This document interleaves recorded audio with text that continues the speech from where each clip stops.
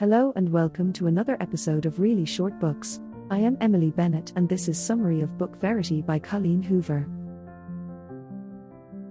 Verity opens in contemporary New York City, as protagonist Lowen Ashleigh witnesses a bloody accident where a passerby is hit by a truck. Lowen is a struggling writer who is grieving her mother's recent death and wondering where her foundering career is headed. She writes thrillers, but she's suffering from intense writer's block, which her state of uncertainty only seems to worsen. She's so numb to reality that she barely registers the accident, even as she's soaked with the victim's blood. To her surprise, a stranger helps clean her up, and they share a moment of intense romantic chemistry. She soon discovers his name is Jeremy Crawford, and that he's married to best-selling author Verity Crawford.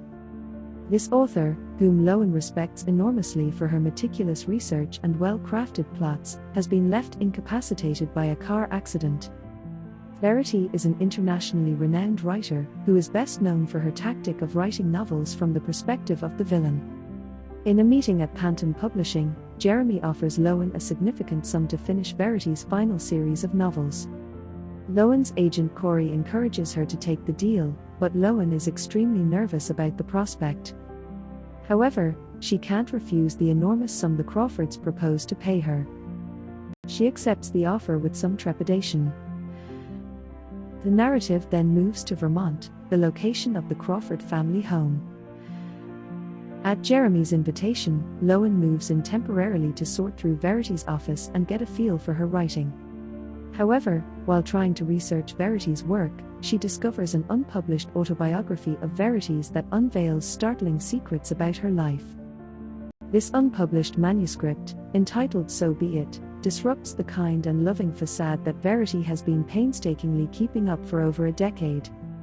After this point, Lowen's perspective in the novel is occasionally replaced by Verity's as chapters of this autobiography appear in full. Rather than the loving mother and wife everyone else apparently knew, it paints Verity as a selfish and manipulative person with little regard for anyone else's feelings. Because Verity lies comatose upstairs as Lowen reads this, Lowen begins to feel extremely uneasy about her discovery.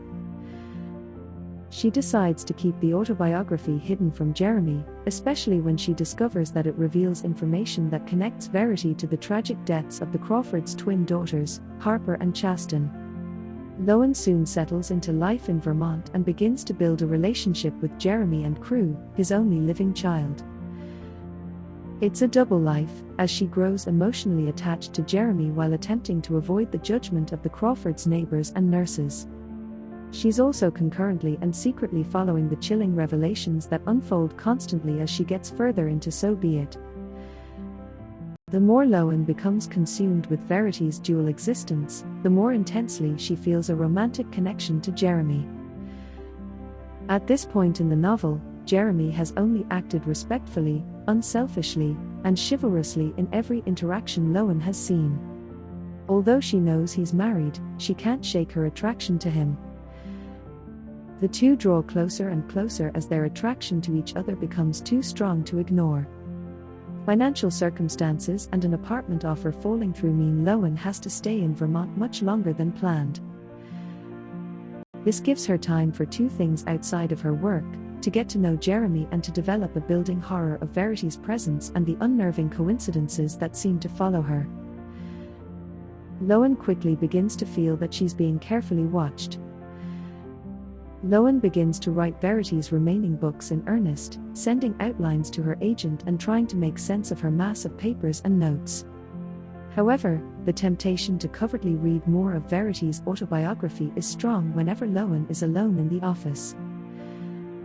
Every time she succumbs to it, she discovers more unnerving things about Verity's sociopathic, transactional view of relationships. She discovers that Verity is an obsessive, jealous lover who tried to abort her own twins when she realizes she would have to share Jeremy's love with them.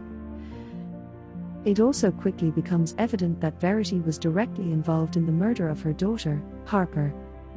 Lowen is caught in a moral dilemma because this evidence had previously remained totally concealed. She struggles with whether it would be fitting or even ethically correct to expose Verity's secrets to Jeremy, or if it would be kinder to protect him from the painful truth about his homicidal, mentally unstable wife.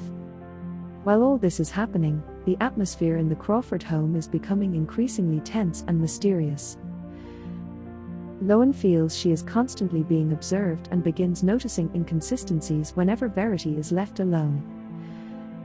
Doors are inexplicably locked and unlocked, household objects disappear, and devices mysteriously turn off or are set to mute. Lowen is sensitive to small coincidences and to the privacy that locked doors promise because she has a history of dangerous sleepwalking. She suspects that Verity can move around and isn't actually comatose at all. This is later reinforced by Crew, who accidentally mentions things his mother has recently said to him. Despite all this, Lowen's feelings for Jeremy deepen, and they begin a romantic relationship.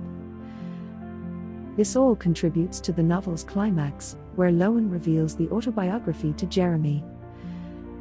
Jeremy doesn't want to believe Lowen when she tells him Verity is not immobilized, but he eventually relents and agrees to read So Be It.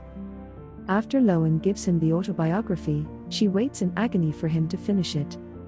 She hears him cry out in pain and storm upstairs to confront his wife. Verity pretends to have no reaction when Jeremy speaks to her and only responds when he threatens to hand her manuscript over to the police. She drops the mask of being unconscious and reveals she's been aware of everything that's happening in the Crawford house. She's been pretending to be comatose while manipulating the situation to test Jeremy's loyalty to her, and to try and escape with their son Crew and the funds from Lowen's new books. Jeremy is furious and tries to strangle her for killing Harper. Lowen stops him, telling him that if he kills her that way, Crew will lose his father. She suggests instead that if Jeremy forces her to vomit, they can make the murder look like inhalation pneumonia and avoid a criminal investigation.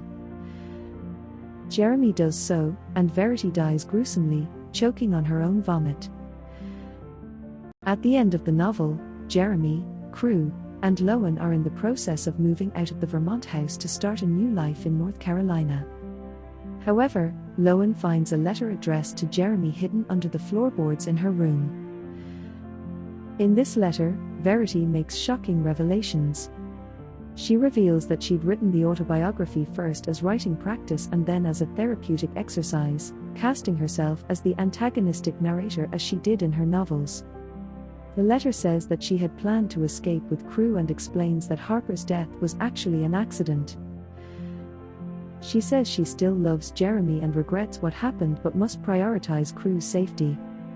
Lowen panics and destroys the manuscript, deciding never to burden Jeremy with the knowledge of it.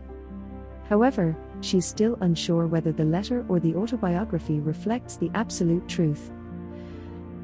The novel ends with Lowen questioning the extent to which any of the people involved in the Crawford's family tragedies understood the whole of the matter and acknowledging the ingenious manipulations Verity was able to orchestrate.